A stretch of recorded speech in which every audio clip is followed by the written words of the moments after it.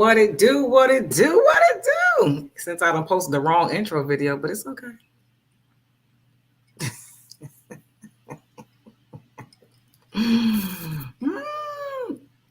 Here comes the 1/3 of Breaking Barriers podcast is on her way in now. Here she go. Here she go. Here she go. What's going on, y'all? What's up? I'm so tired. Oh, I forgot what you were doing this week.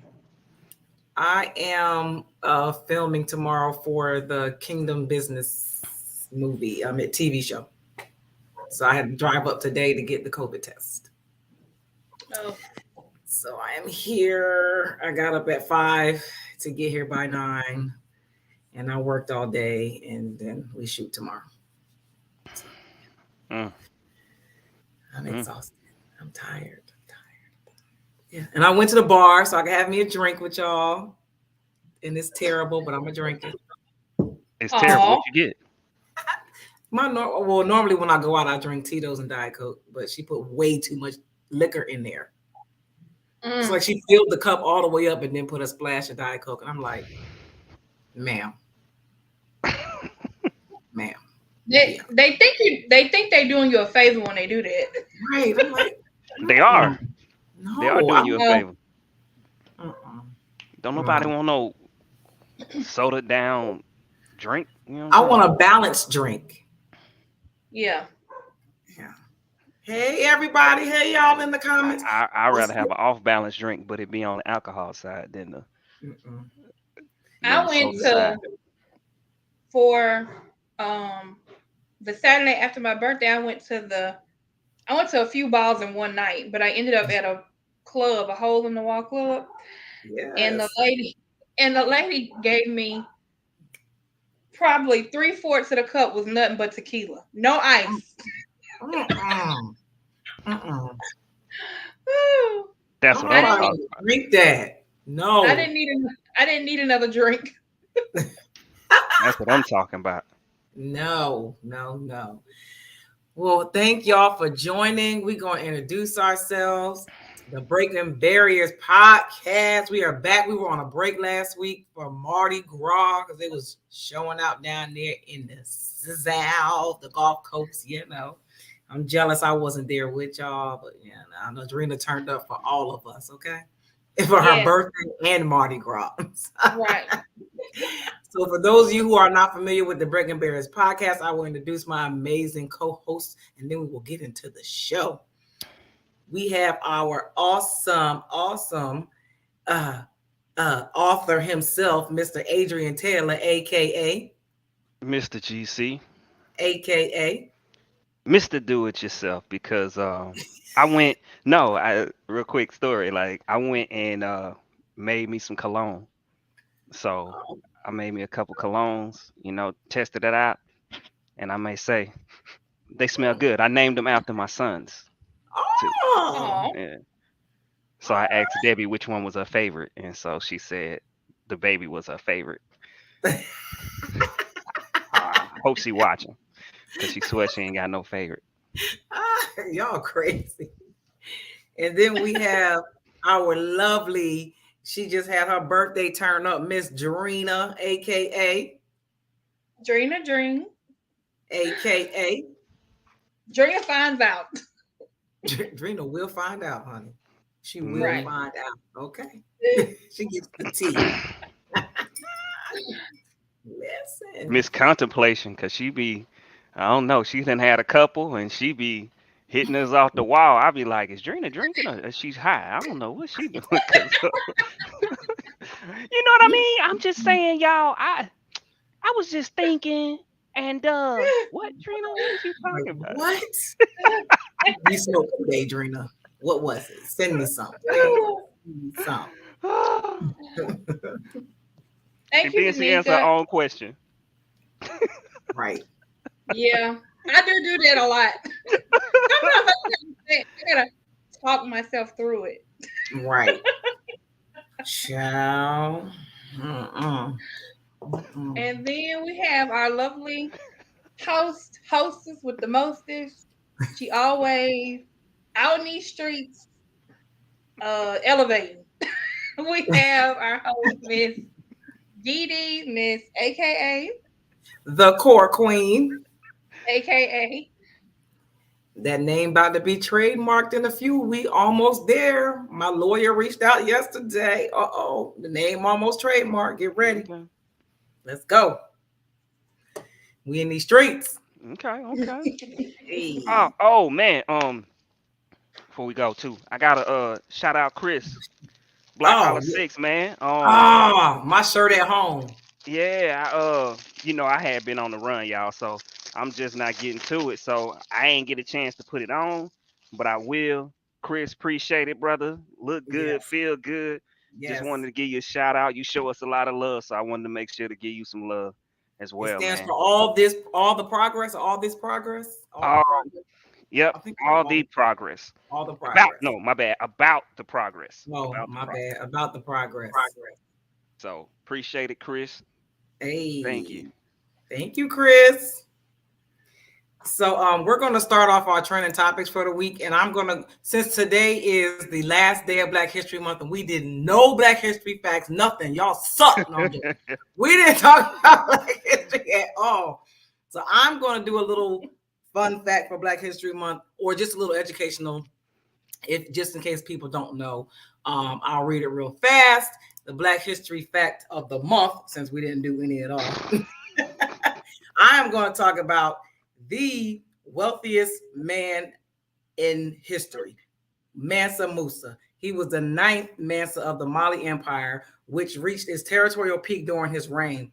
Musa is known as the wealthiest and the most generous person in history. His wealth was not known with certainty, but he gained his wealth from mining salt, gold, and ivory. And he traded a lot of his wealth in the kingdoms of Africa from Mali and West Africa. And he inherited it as well. So right now they say that his wealth estimated, which would be equivalent to today's $400 billion. Wow. Wealthiest man ever in history to walk this earth was a black man, Mansa Musa. So there you go. Black history fact. Okay, so I know we didn't have a show last week, so some of our hot topics were from last week, but I think they're important to talk about because I think they had a big impact on the world. So the first thing we would talk about is the sentencing of Nipsey Hussle's killer.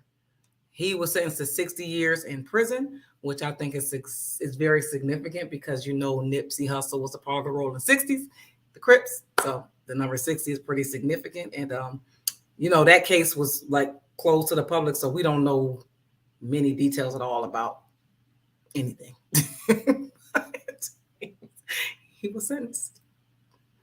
That's one person that was sentenced. And then, of course, if y'all want to talk about it, we can talk about it. I just wanted to mention that he did get sentenced finally.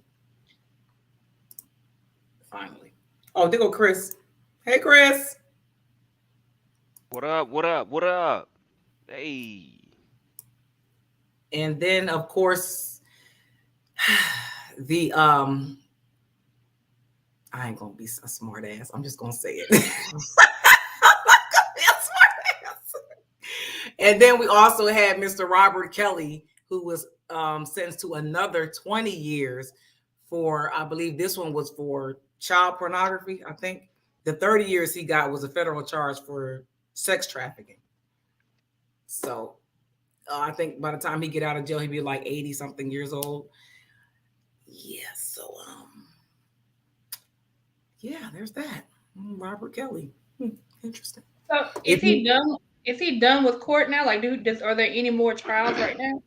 No, I think that was it. He had to do one in Chicago, and then he had a federal case, so they're finished.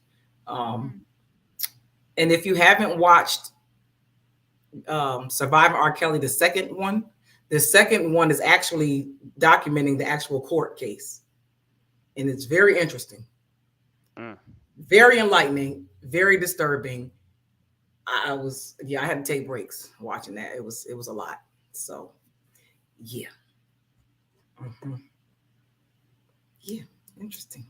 I don't know about that. Yeah, definitely a waste of talent. It was. And one thing I will say, I don't understand why. I'm not sure why. They really did not share a lot of information in the media about how many boys he molested, or they did not share that. But in the documentary, the boys were, I mean, they showed the people that was on the stand, so they had to go in there and testify. And I don't know why that wasn't made public as much as the girls. It's kind of weird. But yeah, it's pretty disgusting. See, people keep asking, if you watch the second documentary, people keep asking about the parents. If you watch the second documentary, you'll understand that most of these children were not underage. And a lot of these parents didn't even know that their kids were doing this. Most of them were in college and they just did this shit on their own. They didn't know that they were doing this stuff. I think it was 2 underage kids. I believe it was 2. And I don't even know. You got to watch it because I don't want to misquote anything. But I was asking the same things until I watched it. And I'm like, oh, these motherfuckers was grown.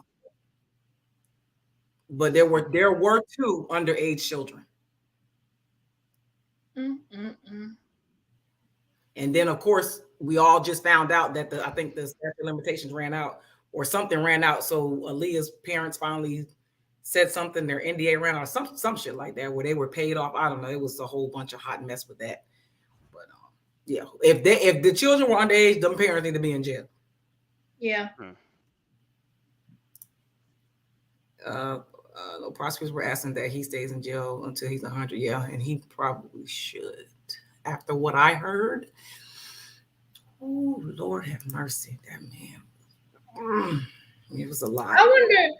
Again, I only watched the first Surviving R. Kelly, but I wonder if any of his siblings are like seeking counseling. His brother is out of jail now, and he was back on the second one. And I don't know, he off too. It's like, what the fuck? Yeah, it's disturbing. But yeah, it was crazy. But on a lighter note, let's get into our icebreaker topics. So, what did you think your career was going to be when you were a kid? What y'all got in the comments? Tell me in the comments. What you think you was going to be? Thank you, Chris. Me, what did I want to be? So when I was a kid, I wanted to be a baseball player, actually. Yeah. Baseball player. The first thing I ever thought about being was a queen. That was like right. Kindergarten. That was like kindergarten. Sounds and about then, right. This motherfucker's a backup dancer.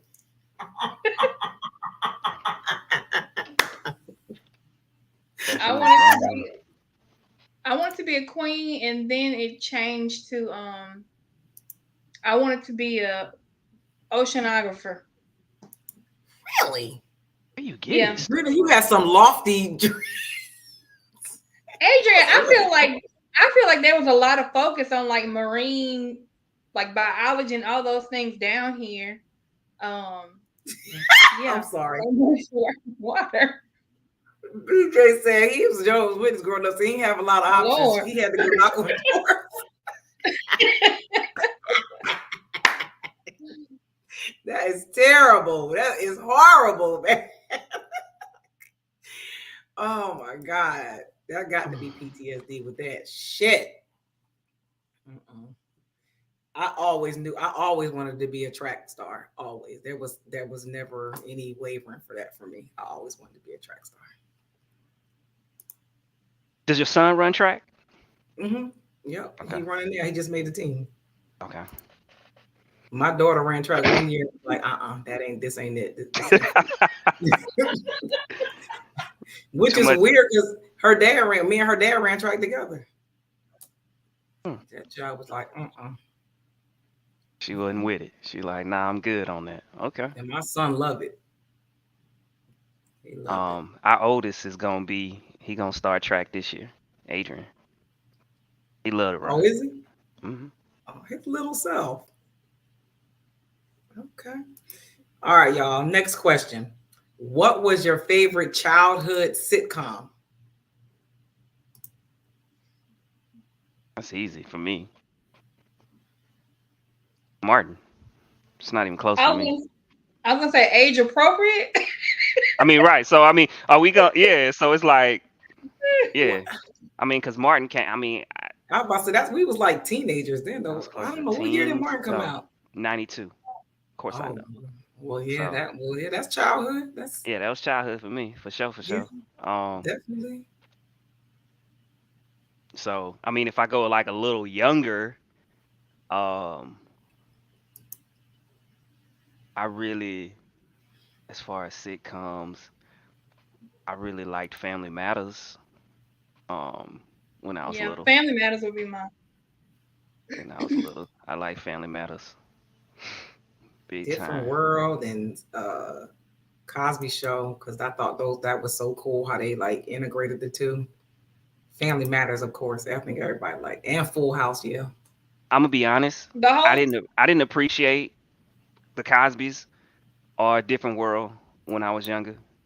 I didn't really appreciate it until I was a little older.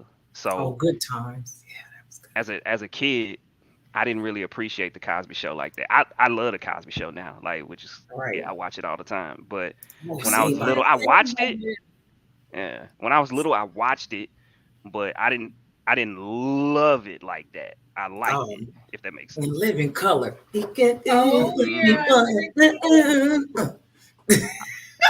So yeah. I pretty much love. Oh my God, I forgot about that show. I'm sorry. Amen. I used to like Amen. Amen 227. Mm-hmm. I like anything that was on TGIF and then on Nick at Night. Anything on Nick at Night, like all the old shows, I will watch all of them. I love all that. I love Kenan and Kel. Oh, Bewitched, I Dream of Jeannie. Oh yeah. Oh, telling our age, Lord Jesus.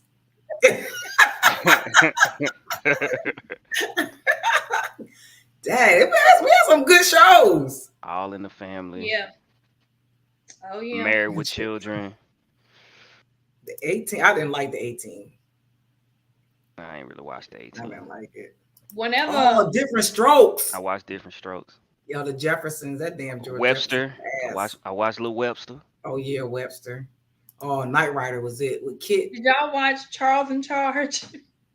I did. Watched that. Yep. Oh, what was that other show? With Balky and already what's the name of that show? Perfect Strangers. Perfect Stranger. Yep. Yeah. And what was the show with the robot? Vicky. Small Wonders. Okay. I couldn't remember that one. You had me on that. That was my shit. Oh, Punky Brewster. I just know whenever MASH would come on, I would turn the TV off and be like, it's time for me to go to bed. It's time for me to go to bed. I'm not watching no MASH. No. I did watch Gilligan's Island, though. Oh yeah, Gilligan's Island was the shit. Mork and Mindy. Do you remember the show Dinosaurs? Yes. Mm-hmm, mm-hmm. Not the mama. Not the mama. Nope. And then remember Fraggle Rock? Oh, I love Fraggle Rock. Fraggle Rock. Yes. The Love Boat. Yes. Oh man, we had some good shows. What happened, Lord? Oh, now it's on reality TV. In the heat of the night, I hated that show. I never really watched it. I didn't watch it. I never watched that. I never watched Murder, She Wrote. Like none of that. Right. Oh, Jim. Living Single. I still watch Living Single now. I just watched that yesterday. I do too. I watch Living Single too. I still watch A Different World. Nanny. Cosby Show. Living Single. I wasn't a child at that point, but the nanny was my show. I love The Nanny. What's The Nanny? I don't know what that is. The Nanny with Fran Drescher. The Nanny with Fran Drescher. She had like the real nasally voice. Betty, you like MASH? Oh God, I hate that show. Ain't nobody watching. I couldn't get through the intro because I'm like, I'm not watching this. No. All right, y'all. Next question. All right, because we can be here all day on this one. Right. What's your favorite childhood cartoon? I knew people started. They starting to come. I see they coming. Like, let me get the next question. Yes, sis. Thundercats. Thundercats. Let me see. So this is crazy. Captain Planet. Okay. Look at it. Okay. Heathcliff. Heathcliff was like my first cartoon that I really liked. Like I liked Heathcliff because he was a cat and he was beating everybody up. Like Heathcliff, no one could terrify his neighborhood. Heathcliff. Tom and Jerry. I was a big Tom and Jerry fan. Yeah. He-Man and She-Ra. Tom and Jerry. Woody Captain Planet. Captain Planet was one of my favorites. Scooby-Doo was one of my favorites. Scoobster. I like Scooby. Scooby-Doo, yeah. Scooby-Doo. Flintstones. Garfield. Yeah. Captain Planet was like for a long time my jam. Really? I don't know if I ever watched Captain Planet. Captain Planet, he's a hero. Arthur. Oh, the snorkels. That was my shit. I rock with the Jetsons. The Jetsons, yeah. Oh yeah, the Jetsons. Good for the big red dog. Of course, Tiny Toons. I don't know what this Tunes. is. Laugh Olympics? Never heard of it. Yeah, I don't know what that is. Yeah. Darkwing Duck. Chip and Dale Rescue Rangers. Oh, Chip and Dale. That was my shit. Oh, man. Gummy bears? DuckTales. Ooh. That was my jam. Oh, the Ninja Turtles. Yeah, Ninja Turtles might be the best of all time. Ninja Turtles, baby. Ninja Turtles. Ninja Turtles. Animaniacs was definitely good. Yeah. Animaniacs. Mm-hmm. Yeah, somebody said Smurfs, Misty. The Three Little Munchkins. What the heck is that? I don't know what that is. Gummy Bears. Y'all remember the Gummy Bears? What about the shows that what was going on to take the physical challenge? You talking about like Double Dare? Dare, my school went on there. We was on that show. What was the name of it was the Muppets, but was it called the Little Muppets? And like you never saw their babysitter? Muppet Babies? Muppet Babies!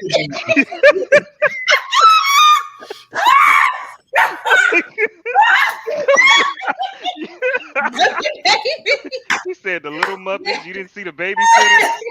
Muppet Babies? Oh my God, that is funny. Muppet Babies. That is hilarious, yeah. Oh Lord. Oh man. Yeah, we said Fraggle Rock earlier. Y'all, what was the name of that show? People never know what I'm talking about when I say this show.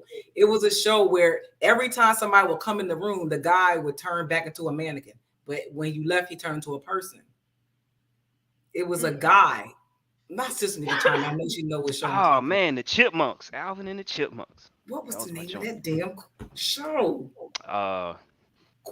Chime, you know what I'm talking about. He was a mannequin, and then they had Muffy the Mouse was on there. And every time she talked, she rhymed. She would rhyme every time she talked. I'm gonna find this goddamn show. I watch this shit every day. And I'm like, I'm not the only person that watched this show. Never heard of it. The show that I used to love is not a cartoon, was Mr. Bean. I never watched that. What about what's the Mr. Rogers' Neighborhood? I only ever watched Mr. Rogers. I'm gonna find I this did. thing. Today's Special. It was called Today's Special. Today's Special. Sound it loud and clear. See, my sister, Mr. Manga. Oh, Mr. Magoo. Oh yeah. Oh, Bewitched. That was good. That was good. See, my sister remember. It was Today's Special, since we used to watch it. That's what I meant. Oh Lord, my brother. He said the 3 months. Alvin and the Chip. That's what you meant.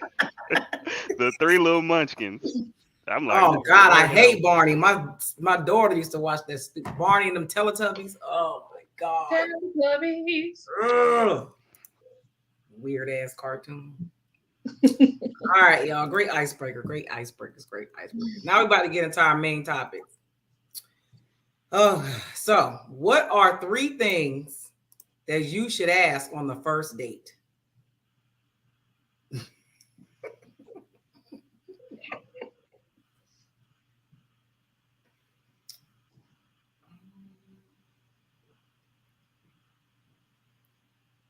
I'll go first this time. Do you have any children? Are you married?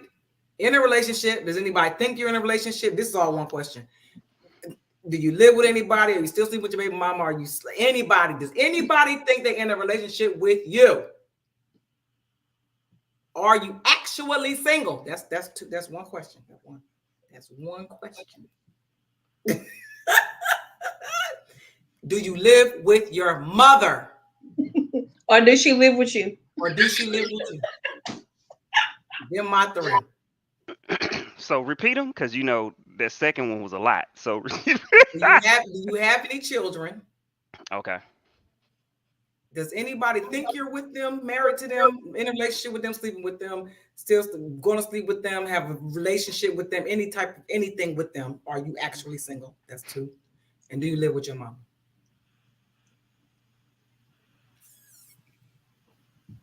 Yeah. Good questions.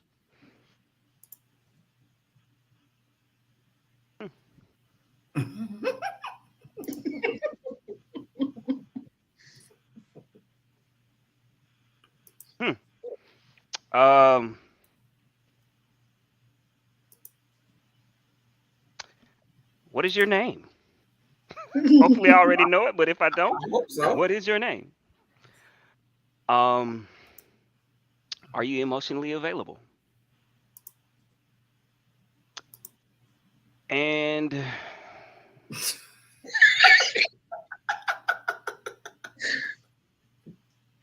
these streets take funny to you too?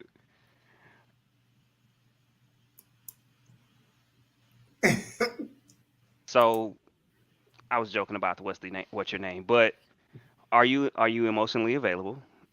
So my questions are kind of different because I feel like they're gonna tell me a lot of what I need to know without just some of these direct questions. But are you emotionally available? When was your last relationship? And what's your name? What's your size? Soon as I better. Oh my God.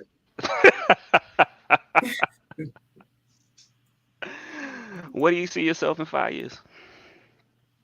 I hate that question. I love it. I hate it. It's just the icebreaker question for me. Like, because I would have never seen myself here 5 years ago. Right.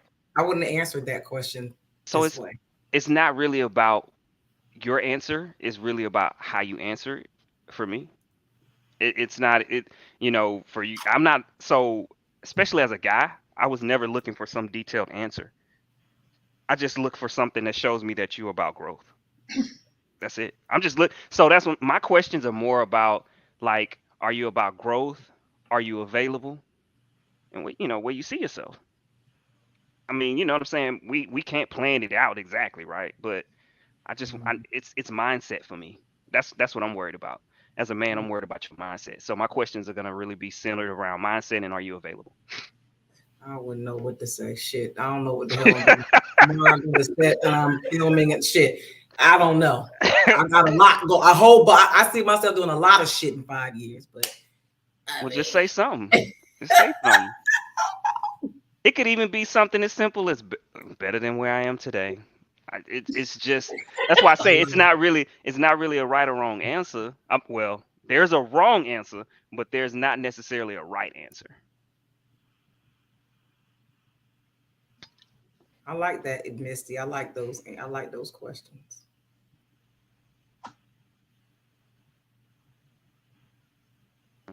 You ain't gotta say too much.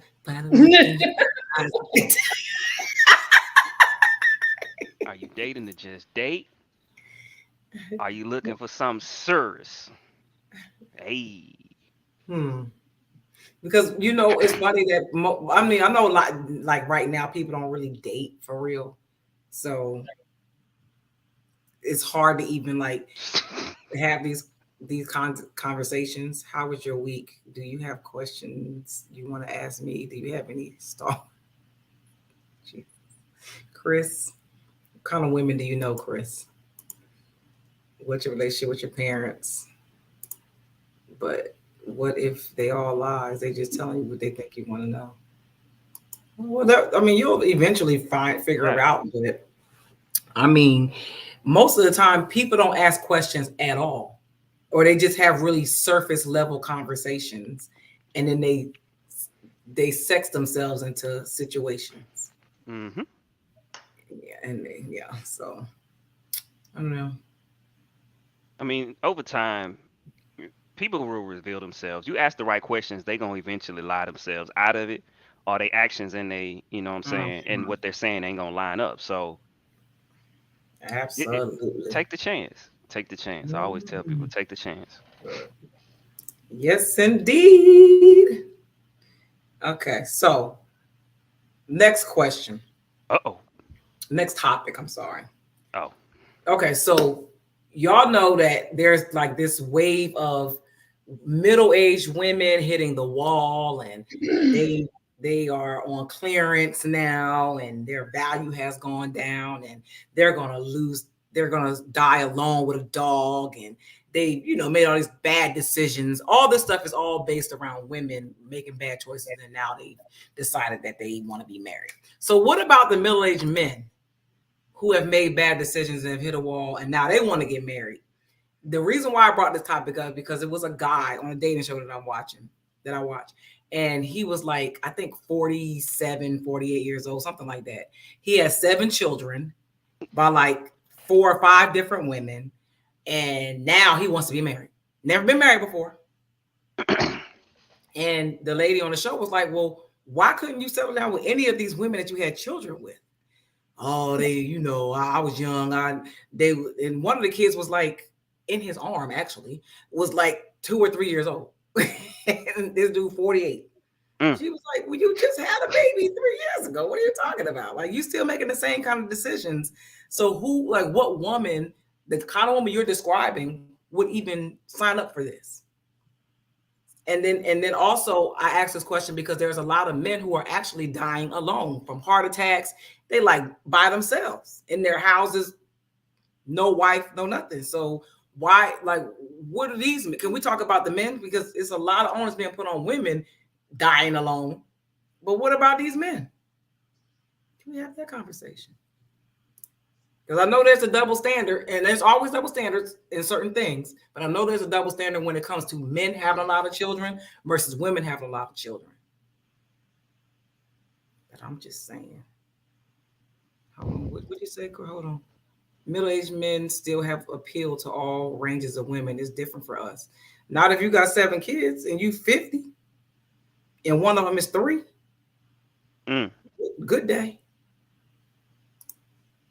Mm. Sold as is. I'm not sure what that means. Hey, Daniel. I think He wants a nanny. of course. I think so. This is the reason why I think we don't really give that attention to the men as much as we give to women. Is because if a man typically wants to get married, he really controls that fate. So a man can waste all his quote unquote good years, his 20s, 30s, and mid 40s, and decide, you know what, I'm out here, I'm trying to get married. You know what? They try to get married here in the States for a couple years, and we know how this works. They say, forget it. I'm gonna just go find me a bride overseas. And it's easier for them to do that. It's easier for them to have someone take them in their baggage. I know a couple guys that I'm like, got good jobs, you know, do great, had a pick of the litter, but they ain't finna settle down. And I, that's just what that's just what it is. If he wants to settle Well, you're down, talking about you're talking about well, guys who have options. he's in his. I mean, because we talking about, few guys I know, mid to late 40s. Yeah, they still got options. I mean, if they want to settle down, they still can. I think it's easier. So, and I look at it from this perspective. A woman in his same shoes with the same credentials that he has is still not going to be as easy for him. I mean, for her as it is for him. He could choose and pick like, okay, this is the one, and settle down, get married. It's going to be a lot harder for the woman to be able to do that. Now we talking about some dusties and crusties, then that's different. But Right, and I don't want to really compare men and women. I just really want to talk about the men who actually. No, it wasn't that. It was really me just saying this is the reason why we don't really talk about it as much. Oh, okay. Yeah, that's all I was saying. But nah, I think that guys have. I think guys. A lot of times when you find these guys that are like this, they struggle with women. And they've always struggled with women for the most part. So it's either you have the two extremes. You have the guy that struggled with women when he was younger. Now he kind of has it together a little bit, and now he ain't trying to settle down. It's like he trying to get back. Or you have these guys that's been struggling, right? And they just struggle. Like they just gonna have a hard time. That's just what it is, right? They ain't nobody looking at them, ain't nobody paying them attention. They just gonna So struggle. what about the guys who like are like this guy who he had options. Like he slept with whoever he wanted to sleep with. He had all the women. He made all the babies, but never took anybody seriously. And now he like, oh shit, I don't want to die by myself. Like I want a wife. And the lady asked him what happened to where is this little girl's mom at? You are holding a little girl on your lap. Where's her mother? He don't want to settle down. He said that she left him because she felt like he wasn't serious. So she left the baby with him and she left. Saying, guys typically you're not serious. Like for him to be the age that he is and never have settled down, it shows in his track record. Oh yeah. You know what I'm saying? Like you typically, and that's the, you know what I'm saying? So it's that's the thing. They say they want it, but they don't really want it. That's the typical thing with men. They keep playing the game. Oh yeah, I want it. Yeah, I want to settle down. Yeah. No, you don't. Because if you wanted to, you would. You would have at some point. You keep playing the field. You too picky. I don't know how you picky because you ain't it no more. You know what I'm saying? Like I don't know about y'all, but I know some guys that I'll be like, bro, what is you looking for?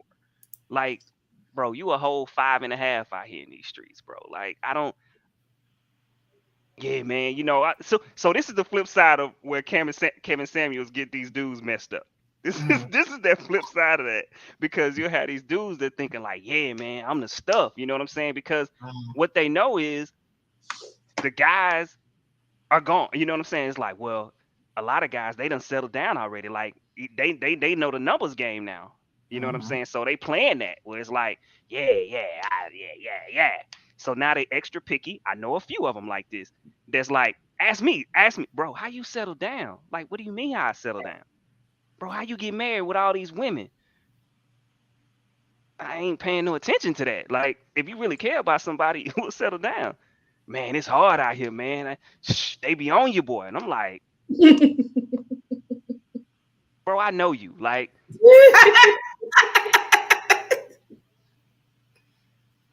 man, get out of here. But no, but that's what I'm saying. And be a whole 4.5, 5 on a good day. And like, yeah, man, they be getting the attention that they never got before. Right. And so I want to settle down. Yeah, I want to get there. But they don't know how to stop playing the game. They steady playing the game. I think it's interesting because you see a lot of online. I've seen men say like, unless a man is providing something, nobody, really cares for him. Like he has to be providing something in order to be shown like love. And I think about the relationship with my grandfather. Like we're always celebrating him, always doing stuff. And I thought about it one day. I was like, dang, like what the fuck? Okay, I'm sorry. I was like, dang, I wonder how many men Where'd that come from? I don't know. I was wondering how many men I know actually that will be celebrated by their families, once they hit those milestones in life. And I think a lot of men aren't laying the groundwork. They are playing the field. They aren't making those connections, whether it be with family or putting in the time to be celebrated by one person. And working where I work, I see a lot of men who are alone and older, and yeah, they got the money, but they are alone and they don't got nobody taking care of them, and it's sad. Yep. You in here shooting your shot at the people that work here, sir. We're just trying to do our job. Right. Mm-hmm. I'm not and it is sad, and it's and I saw that who was it? Tom had put that because we don't have a biological clock like some of us take advantage of it to a point of neglect. Mm-hmm. And it's like, why is that always the only factor? Like, yeah, you ain't got no biological clock, but you're going to die. You're going to, and if God willing, you're going to get old. That's the clock. And let's be clear. There's a line that you're teetering as you get old to being with somebody that actually want to be with you or being with somebody that see dollar signs, right? You know what I'm saying? Because you 50 years old and you dating this 25, 26-year-old. She is not with you because you sexy, my boy. And she's leaving soon. She's not going to be there long. She not with, hey, Diddy, she not with you because you sexy, my boy. No. Because if you was just a regular old dude, she wouldn't even look at you. But you know, that's the to me, that's like the delusion of it, where men think because now I got money, I get what I want. You're buying it. But if that's what you want, cool. But I mean, hey, whatever. But I'm just saying, like, it's crazy to see, like, I mean, just for instance, Kevin Samuel, he was single, died in a daggone hotel room with a random. Like, I don't know. It's just crazy to me that women get so much shit for making bad choices. It's a thin line, Didi. And not getting married, or just making, I'm not going to say not getting married, making bad choices and not being what men would say valuable anymore because of the choices that they made. But men don't get that same slack when they sitting in a nursing home or somewhere by themselves. Because nobody want their asses either. It's the same outcome. It may not be the same road, but it's the same exact outcome. So you don't have a biological clock, but you got a clock.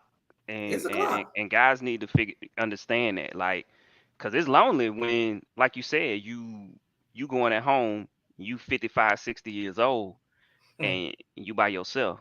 And you got to go to these doctor's appointments by yourself. You know, if they go, because a lot of them won't. That's the problem. But then that's the thing. When you got that woman, she gonna make you go. She gonna make sure you go. So whether because we know them old school cats, right? They don't be wanting to go to their doctor's appointment, but when they married, they wife make them go. They wife book them appointments. Make sure they going to all of them. Make sure they taking their medication, whatever. And Lil Wayne need to quit lying to people because it is tricking. Even if you got it, it's still tricking. You just can afford it. Just saying. Still tricking. You know what, Earl? Shut up. That's my brother.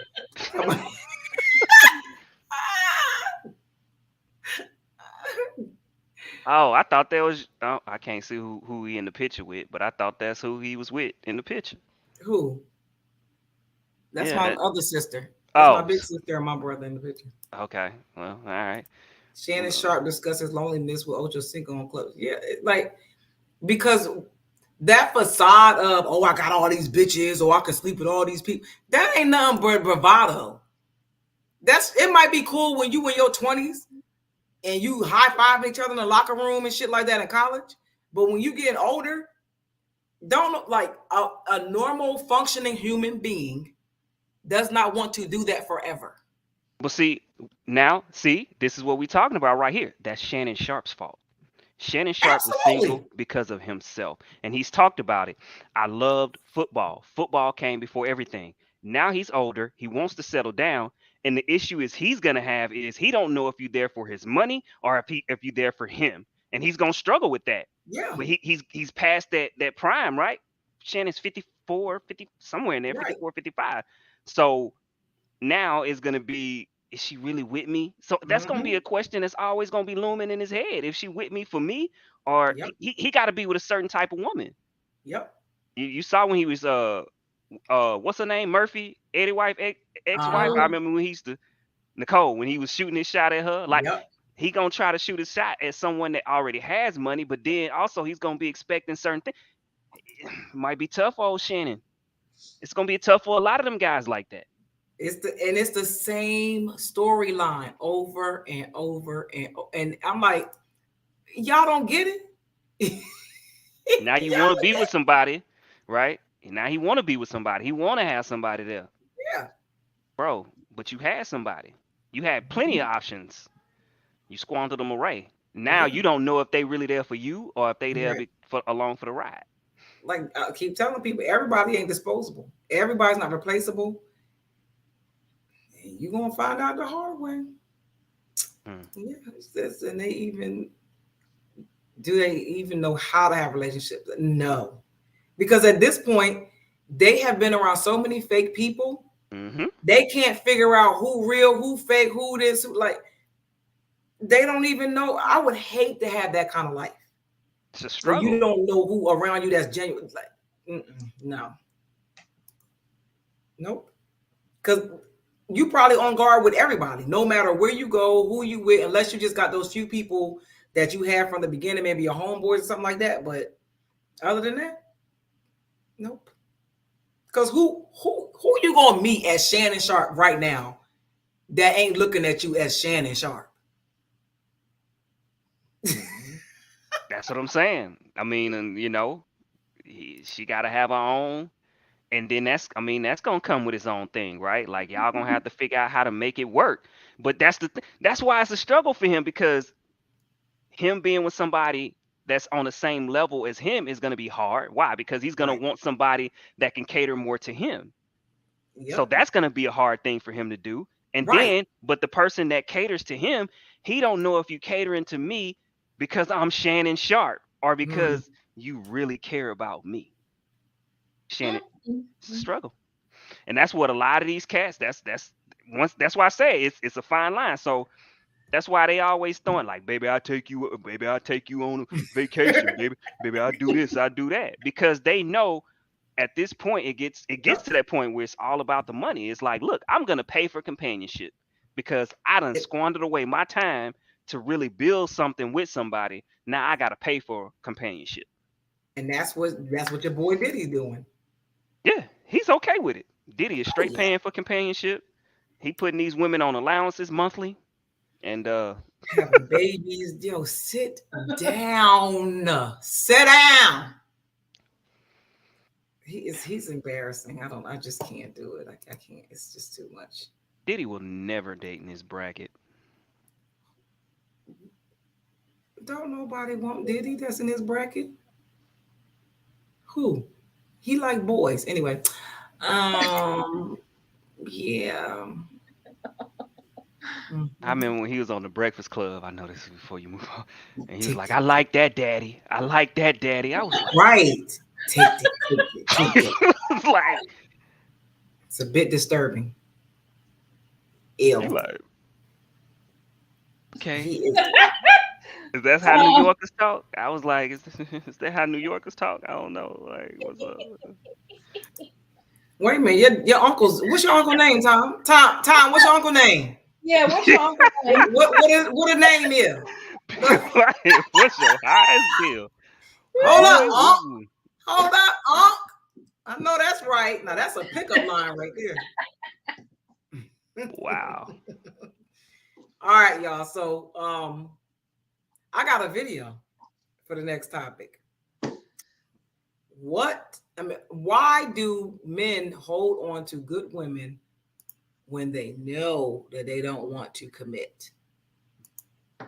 We're gonna play us a video. Let's see what the good people say.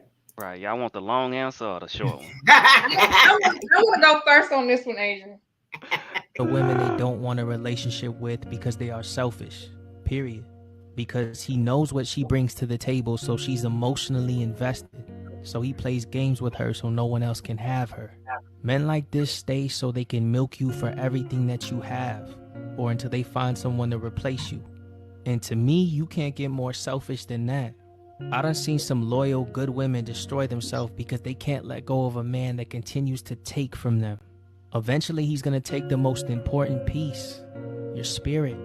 He's gonna drain you of the flourishing woman that you are, and you won't have anything left to give. So he's gone because he doesn't have anything left to take. Go ahead, Drena.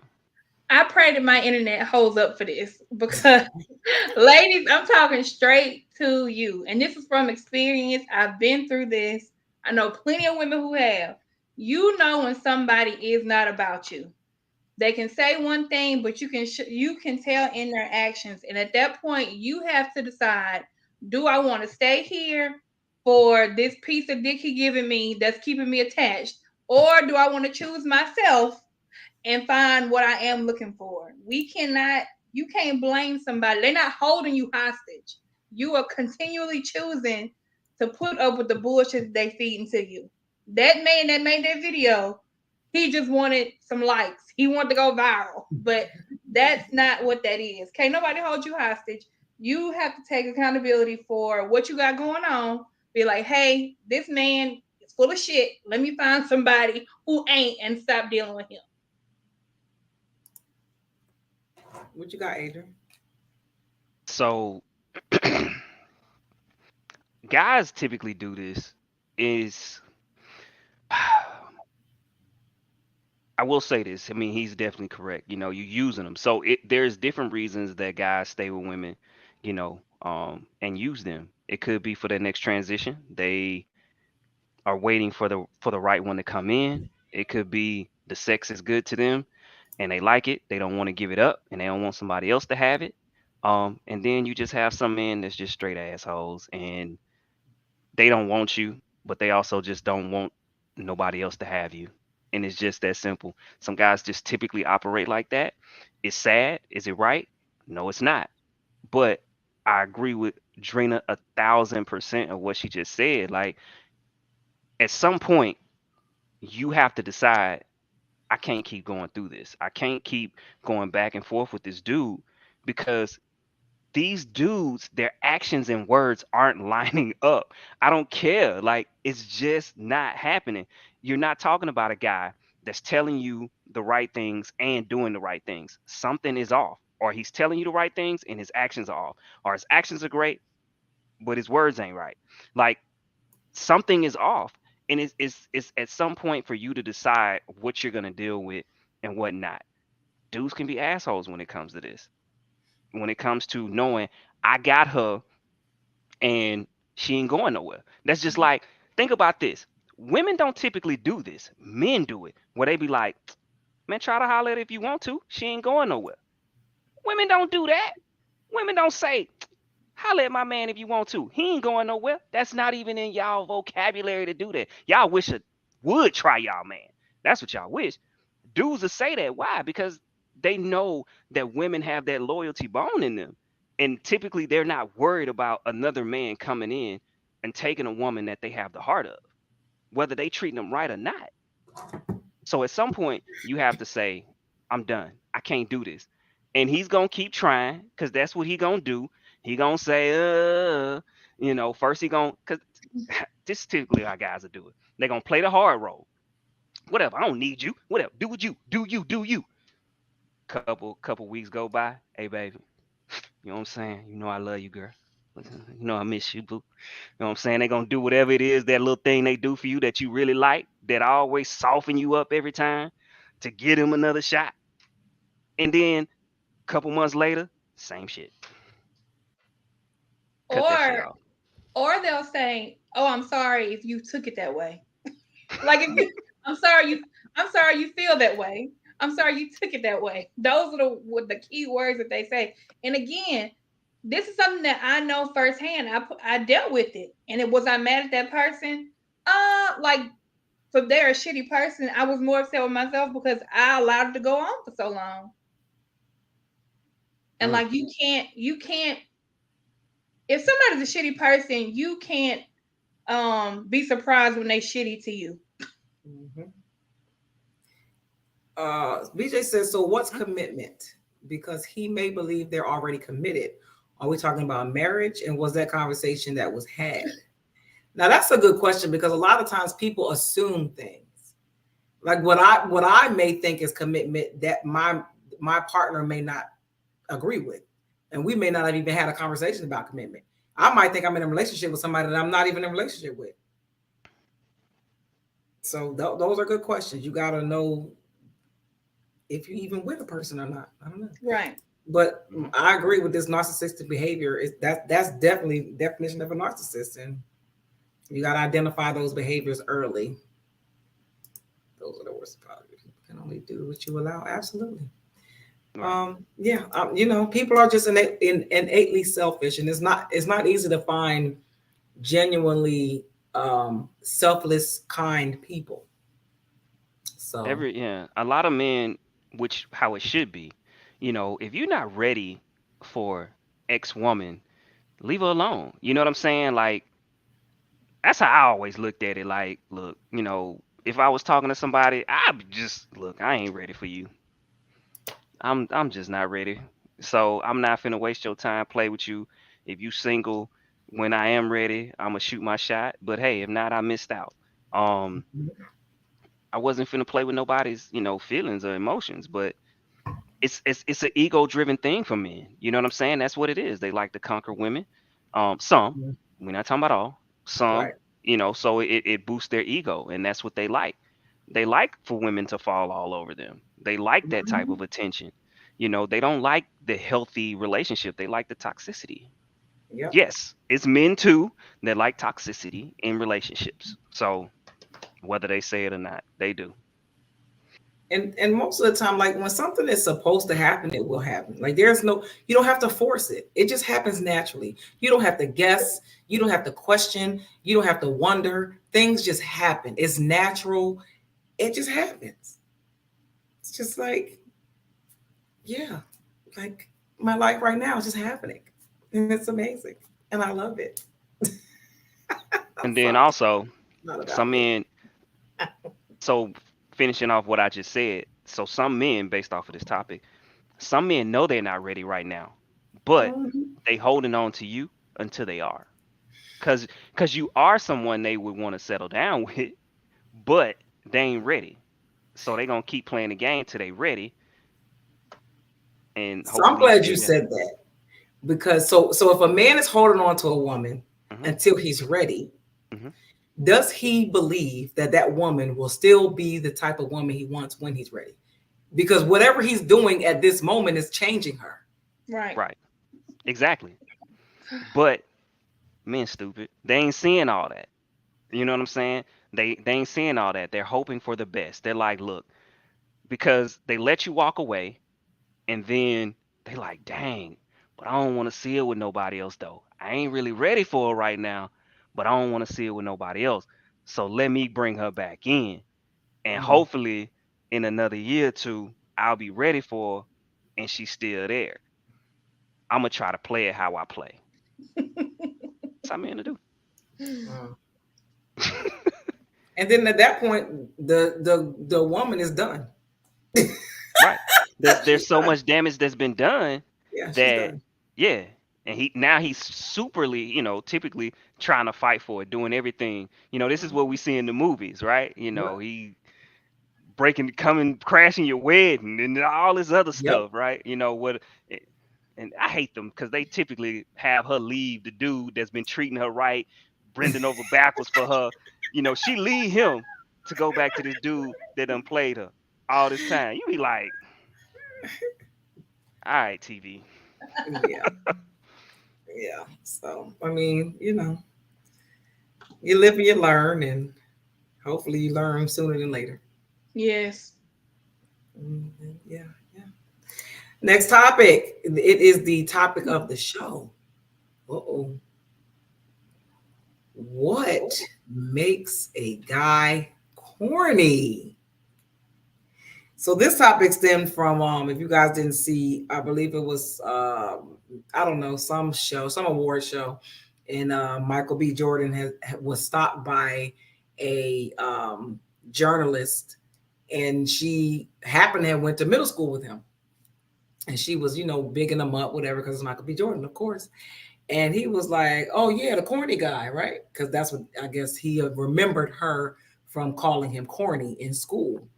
And she was just like, that's not what I said. I didn't say that. And apparently her and her co-host on the podcast said some things, something like that or whatever. And of course they teased him in school, whatever.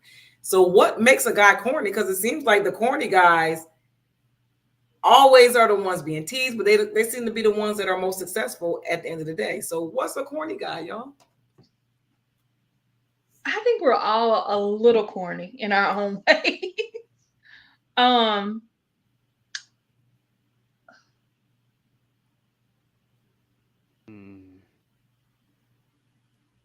I think that at high school age, I think the people that are labeled as corny are like, I mean, people call Russell Wilson corny, like the nice guy. All the nice guys seem to be labeled as corny. And all the other assholes who grow up to be assholes, and then people are surprised, like that's what like women go for.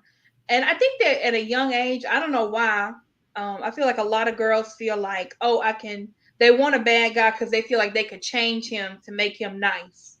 When it's like you have a whole group of nice guys over here that are already nice, and you don't have to change them. But for whatever reason, everybody's going after the bad guys.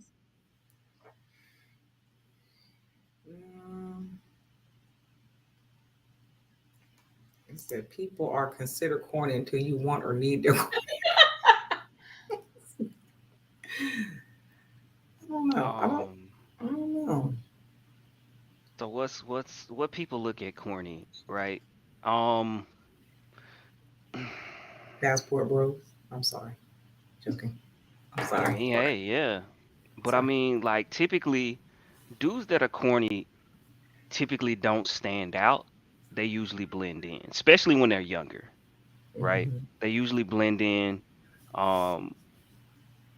typically into things that's just not hot. You know, maybe their fashion isn't the best. They like anime.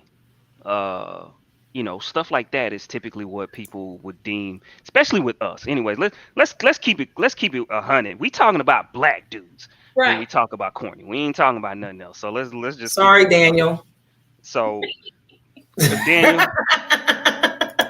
Daniel, you're not considered corny, my guy. So I'm sorry. Sorry, Daniel. You're considered regular white guy.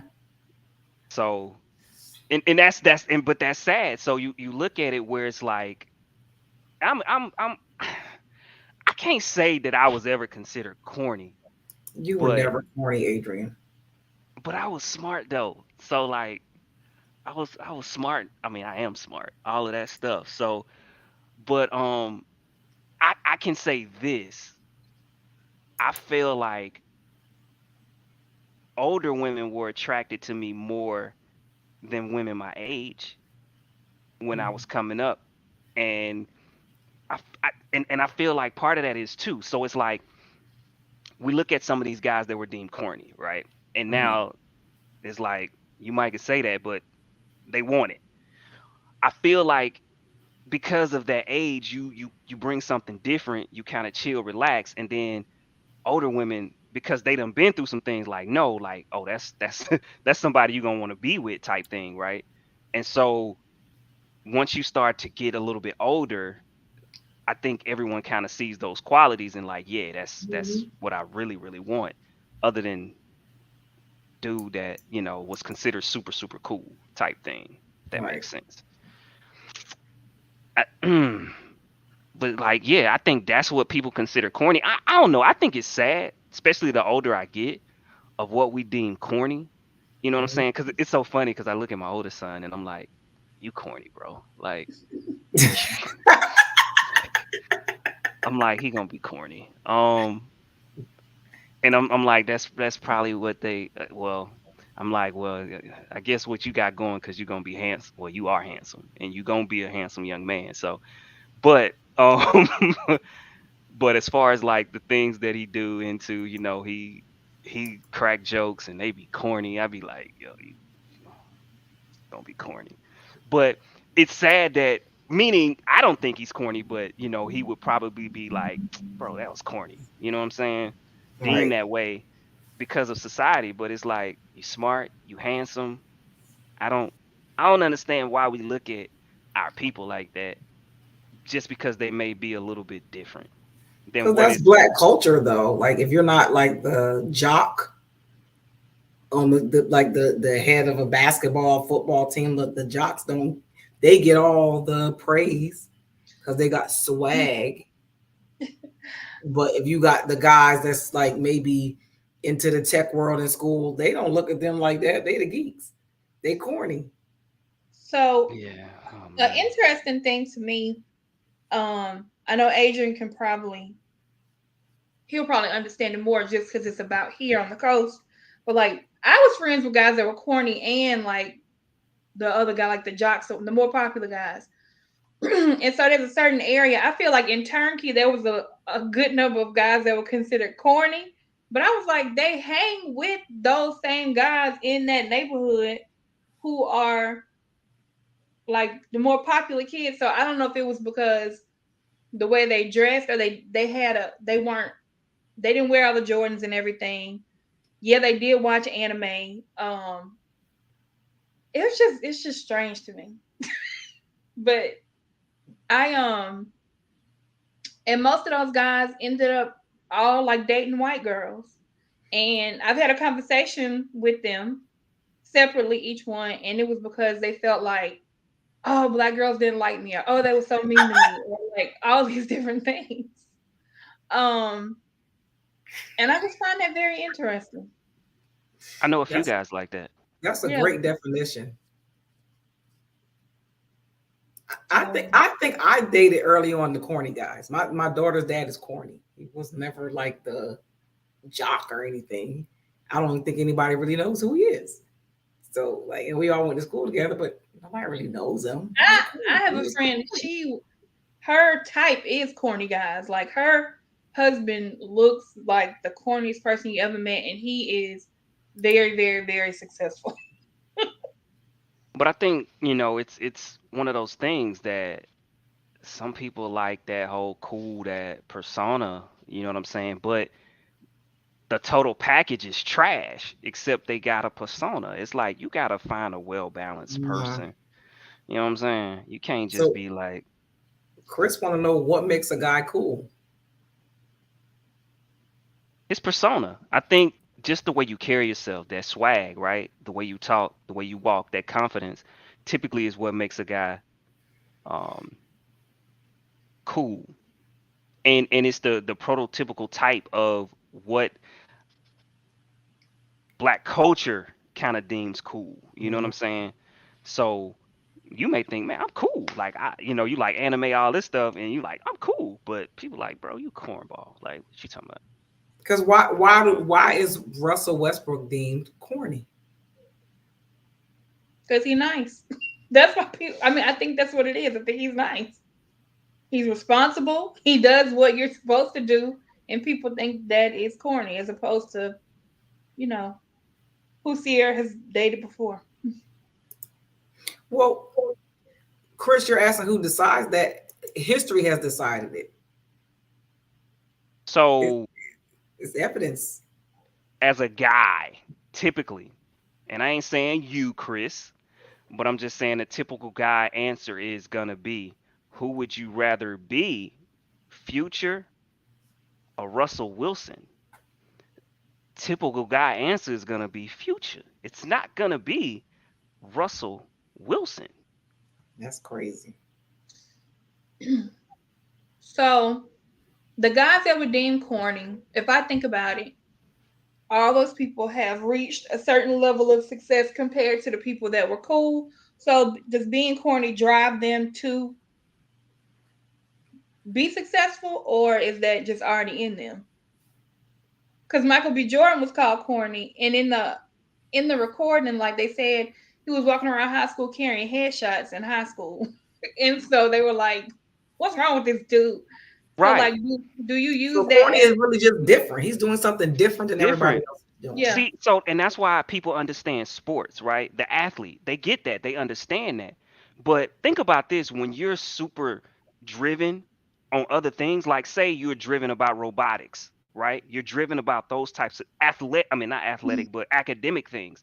You're considered corny. Now, if you're driven about shooting a ball and you practicing all day, that will never be corny. But if you building robots, you know what I'm saying? That's corny. Yeah. You can have the same type of drive as the guy shooting or throwing the ball. The same type of drive. All about it. Yeah. But because it's different, it's gonna be corny. Yeah. Because I'll give you. I was told that I'm a robot and I have book smarts. That's it. I'm like, well, isn't that kind of like what I'm supposed to do? Like that's how I became successful. Like I'm supposed to do the things, in a systematic way so that I can get the results that I want. Because the things that I want, you desire. But because you have this swag and you're cool and you're doing these creative things that haven't given you any results, that makes you cool, but empty-handed. Doesn't make sense. But I'm corny. I'll take it. I hope where I am now it'll be different than what it was for me growing up, because I think I shared with y'all. So Adrian got accepted to a charter school, and it is a robotics, coding, math and science school. So the stuff we're talking about, that's what he's going to be exposed to in elementary, right? But once again, that's academic. That's, quote unquote, geeky, nerdy, smart things. It's money making things. So we know, like, oh, you're going to learn how to code. You're going to learn how to build robotics. You're going to learn how to do all these things because it's, STEM. So they're going to be teaching them to be the next, when it comes to STEM. And so, but once again, in our community though, that's corny. Yeah. I'll take it. I'll take it. Hey. Hopefully the stigma will change, and because the kids like different things now, so it's not the same how it was like they were scared to be open about liking other things. So these kids these days, you can't tell them, you can't put them in a box. Yeah. They're like, yeah, whatever. I like it. I don't care what you say. So my oldest daughter's like theater, musicals, all of that. She knows all of them, Hamilton. Mm-hmm. And her sister's like on a complete opposite end of that. Yeah, but that's good. That is good. Okay, I got a question for y'all. So I don't know what I was watching, but this was probably not as acceptable if you're in a marriage to do this, agent. So I would not recommend you do this to Debbie. Okay. Should couples give each other performance reports? This stemmed because this guy actually got so fed up with his wife that he went on Reddit and did a performance report on her, so people can evaluate his wife and her duty. He told him he gave her a whole report on her duties as a wife. Is this the guy that did the documented every time his wife told him no, like having the reason she told him no to have sex? Did you see that one? It might. I don't know. I can't remember. I just know he was pissed at her. He kept telling her to do something, and she just wouldn't listen. So he was like, "Okay, let me give you a report. Let me give you some feedback, because you're not being a good wife."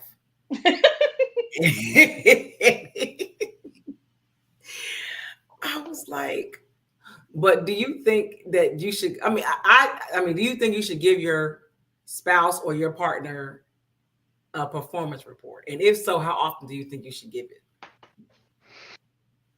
I feel like you should do a check-in. I don't know how often. Yeah. Like I said, if you don't want to be together anymore, that's crazy. Right. I don't mean post it on Reddit. I'm talking about just between you two. Oh my God. Right. I think you should. I think that's just the conversation. Like just having that. Is there anything that you feel I can do better, I can improve on? You know what I'm saying? I feel like as a spouse, like that's something that you should be asking from time to time. Just to post check is what I like to call it. Just doing a post check, making sure everything's good, everything's going to speed. Is there something I need to help you out with or do? Let me know. Keeping the communication lines open. I wouldn't go on no Reddit. That's crazy. I just have a conversation. Well, Chris, I don't think it's always as natural to have. It's easy to have positive conversations, but if it's something that's bothering you, it may not be as easy to bring it up without it being an argument. So if you have an opportunity where it's an intentional conversation about providing positive and negative feedback and coming to an agreement and just talking about it, I think that's a good thing. So those things don't fester and then they turn into something ugly.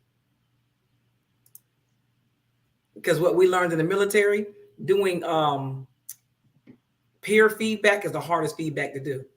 We're on the same level, same ranks, but telling each other something wrong about each other, that's not easy.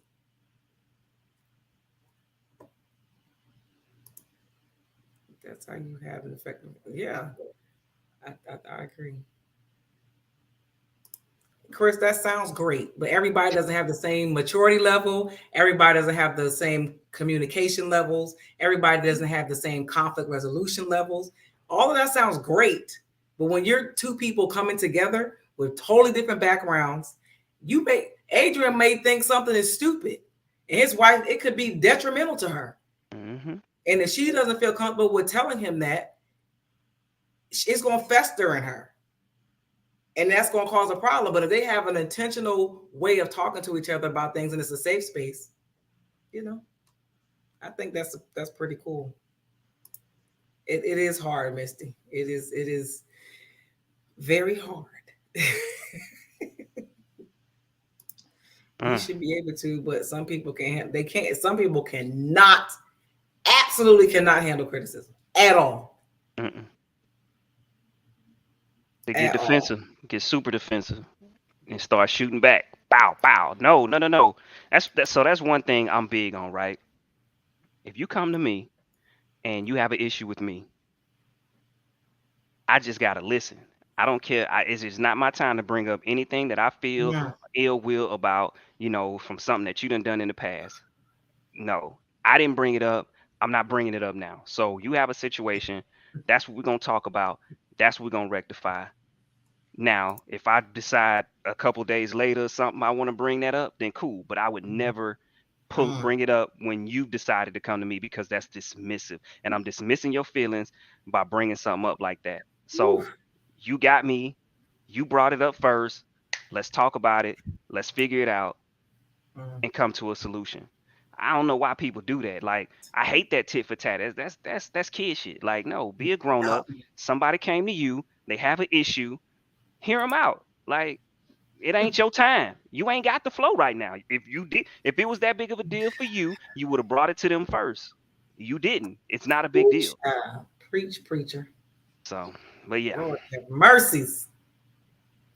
Yeah, but that comes with maturity, because everybody just can't have them kind of conversations, because they're gonna automatically go on a defense, and it's over with. Child, I ain't got time. Yeah, I don't know, but yeah, I think a performance report is pretty. It don't have to be a formal report, but I think it might be a little much.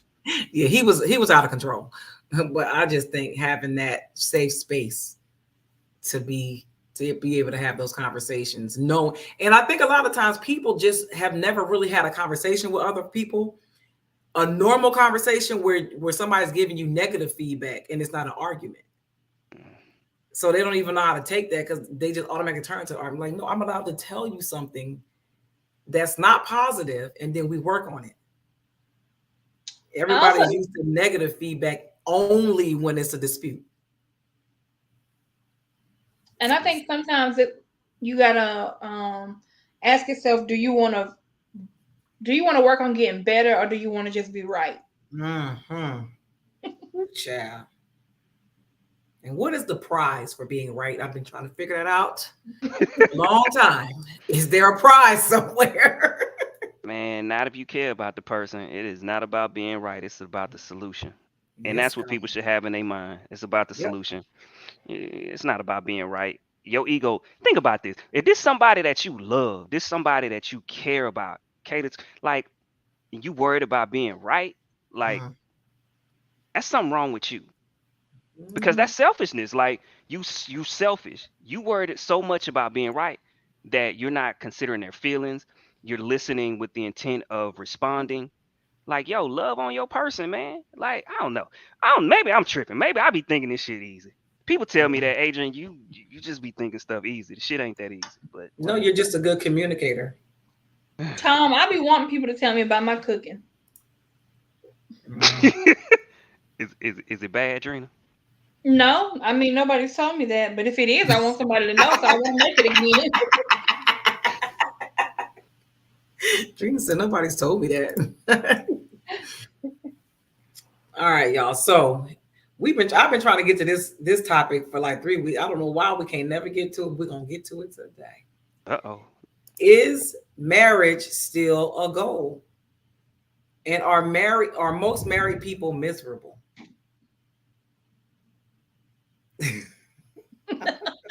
Most married people I know, or most married.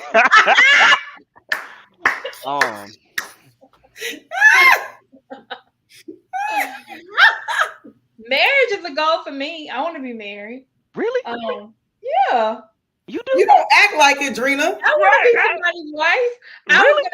I was gonna actually tell y'all. So my first job I ever wanted to be was a queen. My second one, when they told me I couldn't be a queen, was I wanted to be a housewife. That's what my grandmother was.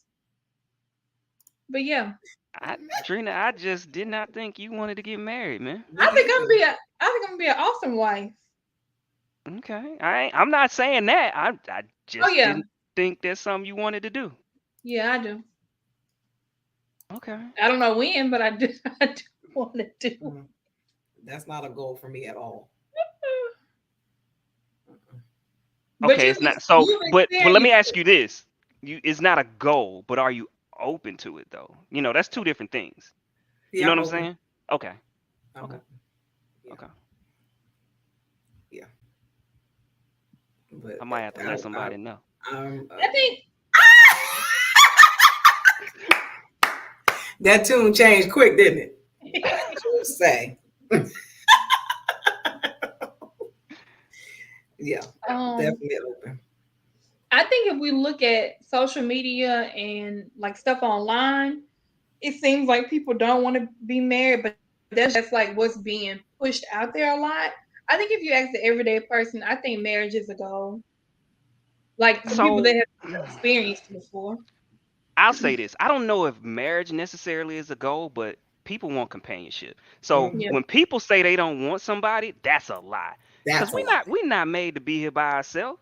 You want to wake up every day by yourself with nobody. No. You want to do everything by yourself. You don't want to go on trips with nobody, because that's a lie. You be like, oh, so just change the tune of what you're saying. Some people, okay, you don't want to get married, but you want somebody. You want to share your life with someone.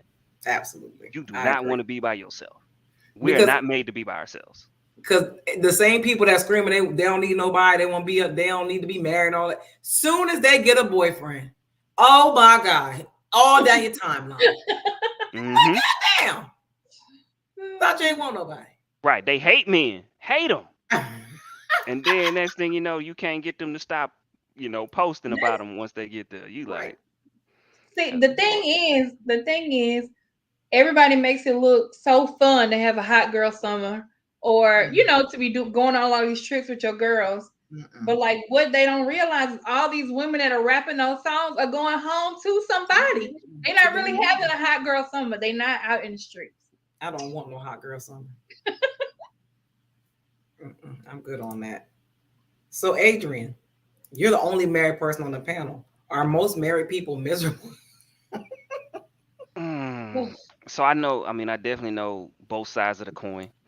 I know some people that you get to, just not happy, and then I know people that's extremely happy. Best decision they've made in their lives. I think that you got to look at it from the standpoint of what you're trying to get out of marriage. A lot of people can't look past the wedding, which I think I spoke about that before. Is wedding and then they say happily ever after. There's no wedding and then the work that you got to do to be in a successful, happy relationship. I think that some people quit. You know what I'm saying? They don't do the things that they was doing, previously, especially when they was dating. I feel like, well, we married now. I'm gonna sit on the couch and watch TV all day. They're not taking you out on dates, right? They're not trying to make time with you like they used to, which especially for women, that becomes a problem, right? Or on the flip side, men like, man, you ain't busting it wide open like you used to. You know what I'm saying? So it's I feel like if people just think about what it is that they want to achieve out of marriage and stay in that, then I think you'll have a successful marriage. I know people that have them, and I know people that they didn't go in with that mindset, and now someone does something outside of their box and they're upset, but then they don't communicate and talk about it. So we know what happens is that ball just gets bigger. Stuff just keeps happening and the ball just grows and grows. So now you can't stand the person, but it's over a lot of little petty stuff that you ain't even communicating. All you do is blow up at the person. You know what I'm saying? Now y'all sleeping in two sides of the bed, or now y'all sleeping in another room and all this crazy stuff. So yeah, I know people that's happy. I know people that's not. In fact, I mean, I know more people, but that's I'm intentional with that. Like I ain't trying to be around people that's not happily married. I ain't trying to put that in my head. So I typically try to hang around people that's happily married. They see marriage as a blessing and they want their marriage to flourish and grow, because I think men need women. I personally think the best version of men is when they're with the woman they're supposed to be with. So that's how I feel. I feel like a woman to make a good man great. I think the people that I know that are miserable in their marriage rushed into it, or that, or what Adrian was saying earlier, how a man will try to lock a woman down until he's ready. I think down here is more it was kind of a popular thing to like, you're gonna lock this person in and I'm gonna marry you, but then I'm still gonna do what I want to do. And now 10 years in and you sick of my shit, but now I'm ready to be right. And I did right by you. I feel like I did right by you by marrying you. And yeah, I fucked up a few times, but I'm here. And so now y'all both miserable. And now y'all just staying with each other because y'all got the kids and right. All nah, yeah. Good. Yeah. Well, I'm gonna sneak in a topic real quick, and I didn't type it up to put it on the screen because I want to address something real quick. And of course, I never drop names because I would never give anybody that much shine. But I want to talk about loyalty, respect, morals, character, and just the lack thereof that's happening right now in the world.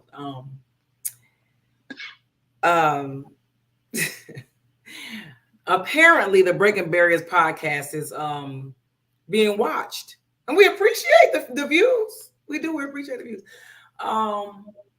But I just want to let people know that I stand on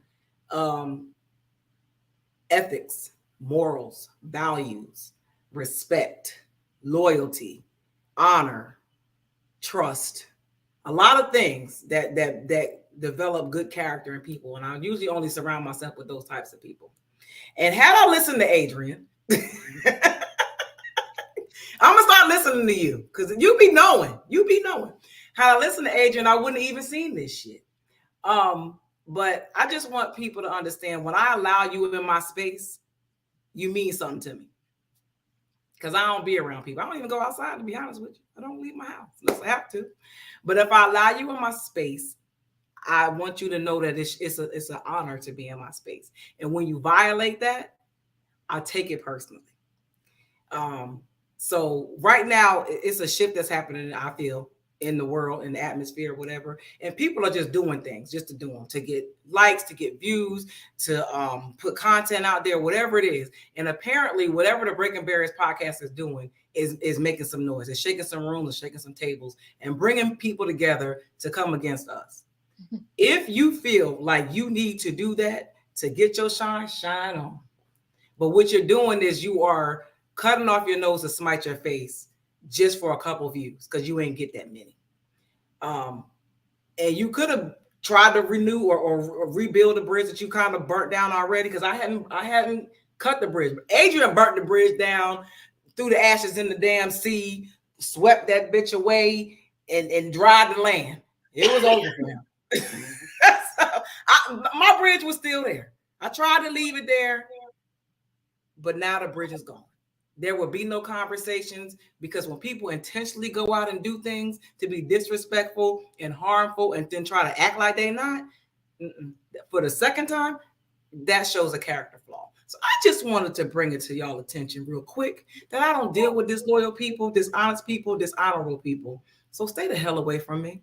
You know who I'm talking to. I don't got to say your name. Next topic. Just had to say that. Okay, next topic we're going to talk about, do you think there is a such thing as relationship PTSD? Hell yeah.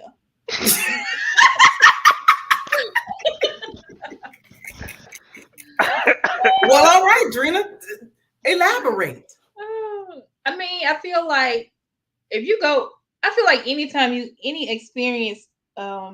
you experience changes you, but they have certain things where if you experience from a really bad partner, it could be something very small. And if you see that in that next person, you're like, oh, hell no, I'm getting that hell up out of here. Yeah. And it could just be a slight miscommunication, but you don't even want to give that next person a chance to be anything like the person in the past.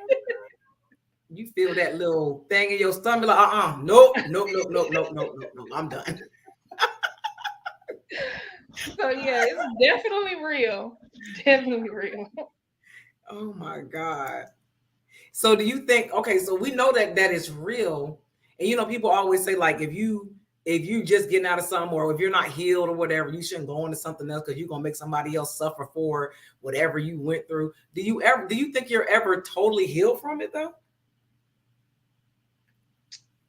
I think it's one of those things like you always hear the saying, fool me once, shame on you, fool me twice.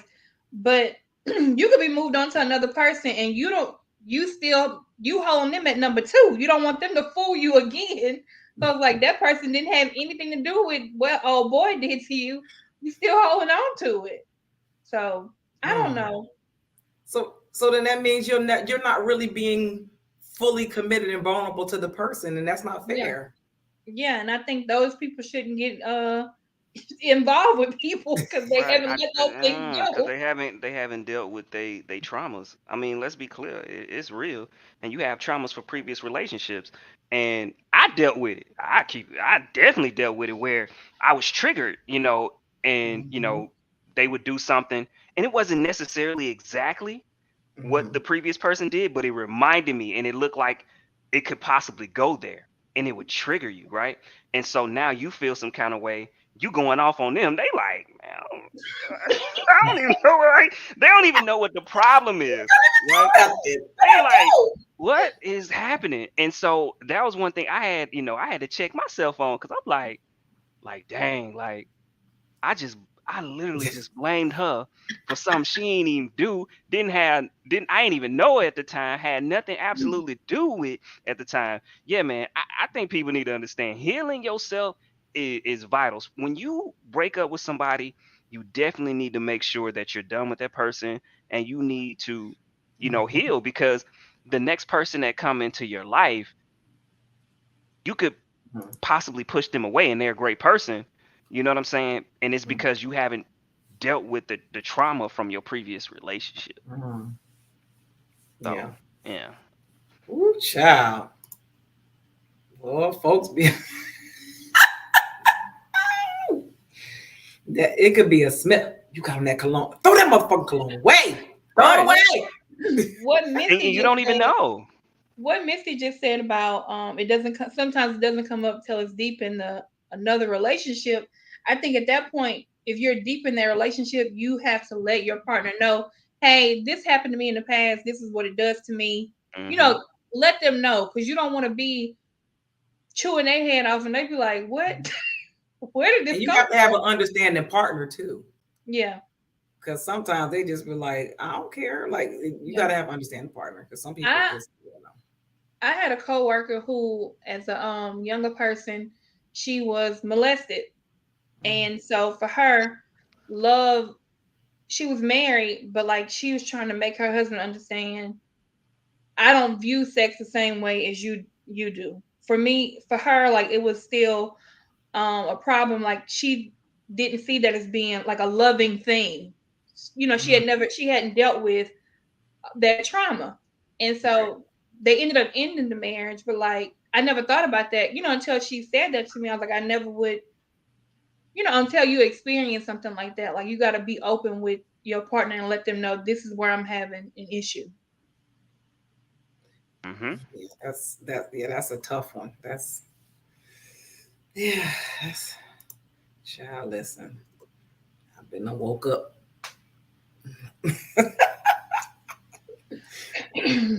Listen, child, I don't know. All right, last topic.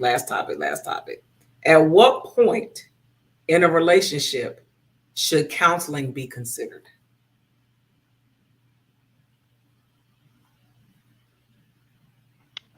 I think if anybody wants to have it, period. I mean, I don't think it's necessarily something that you know what I'm saying. Like it has to be going bad. You know, maybe you're personally transitioning in your life and you don't know how to effectively communicate that, or you don't know what that would how to tell that person that you're with, that you're making some transitions in your life, and so you need help with kind of walking through that. Y'all could be on good terms, right?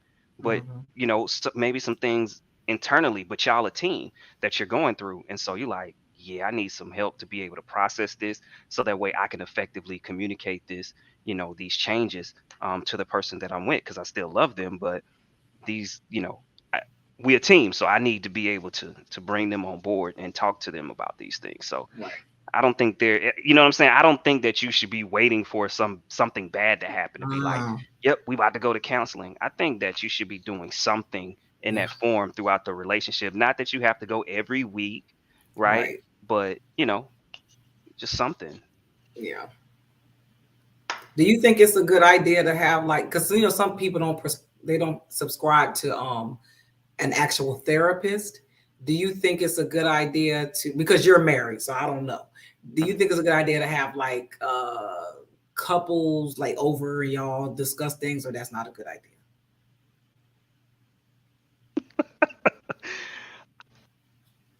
I like And it. not personal things, just maybe just topics. Right. I like it, but first off, because we have done this, right? You definitely have to have it's kind of got to be a similar situation a little bit, because meaning, couples that are definitely trying to grow and be better, right? Because maybe you're having these conversations we're having, and you're talking I mean, I'm pretty sure y'all know this. I'm very self-aware. I'm always trying to grow. I'm always trying to be better. So that's what I do. And I'm that way. I can have the vulnerable conversations. I can talk through these things where some men can't. And so to be sitting in this group talking the way that I talk, it could be a little rough. You know what I'm saying? Because now women like looking at they man like he can express himself, like, bruh, like you just shut down, so you know what I mean. So that's I think it's great, but you know what I'm saying, they either have to be secure in that way, or you know what I'm saying, it definitely have to be people that's open, and they're looking to try to grow and grow their marriage and be stronger, because that can be tough if that's happening, right? And you're like, wow, he can express himself and I can't get you to say two words. Yeah, the comparison, that would be, Yeah, it could be, that would be yeah, tough. That could be right, exactly. tough. Okay, well, yeah, I didn't think about that part. Yeah. All right, well, what do y'all have going on for the week? What y'all got going on? What y'all got coming up? What's going on? I guess I'll go first. Just training, man, working on these trainings. It's crazy. So started back doing videos too, and what we're talking about, I actually did a video kind of talking about me working through the process with my coach, and just kind of talking from that vulnerability stage of asking people around me like what are the strengths that they have and that they see in me. And so, people that I work with and that I'm growing with, and we don't have to answer it on the show today, but I want you guys to think about that. Like when y'all see me, what are the strengths that y'all see? So that way I have clarity of what you guys need from me, and I'm moving in that space of what it is that y'all see in me and that y'all want to make sure that I bring more of. So talking about things like that, right? And since I definitely work with y'all, I want y'all to answer that too. So I want y'all to think about it. You ain't got to do it today because I know we're getting ready to end the show. But I definitely do want y'all to think about that because that's something that I am asking people that I'm spending, time with and I communicate with, talk with. Um, what do they see in me? What are my strengths and what that I can bring more to the table too. So yeah, but yeah, talking about those types of things, man, personal growth, personal development, how to be better. And I'm doing this because as a coach myself, right? It's like I do the work. Like every person has a coach, right? Everybody has a coach. Your favorite players got coaches. You know what I'm saying? If you're not working and developing your game, then that's a problem. And so, like, I'm going through that process of just showing some of that vulnerability of me working through some of my processes as well, too.